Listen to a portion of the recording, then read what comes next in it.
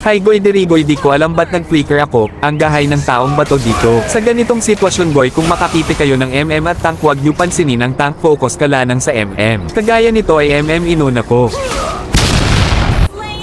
At dito boy kahit di tayo core ay agad ko naman pinuntahan yung gold lane. Tingnan nyo boy kung gaano kagaling mga kampi ko kahit apat na kamidi pa rin napatay MM nila. Pagkatapos ko sa baba ko agad ko naman pumunta sa taas, dito goy sinadya ko na di ipatama ang skill ko. At dito naman boy, flicker sabay buhian ng shark sa laser na tao na to.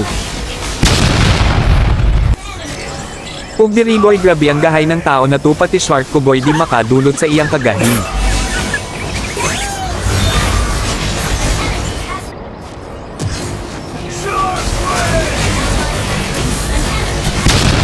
Boy ang erong buwang nakakampi ko ay umiwas ng daan, natakot ang buwang, para kang si Oscar Anga ka, mas malaki pa ang takot mo kaysa sa tapang mo, kaya ako nalang Anga ka alam ko naman ay wala ng flicker si Lila boy agad ko naman sinundan, sabay shark. Ang laser man siguro, gahi ni ba, play care run na to sabay shark B.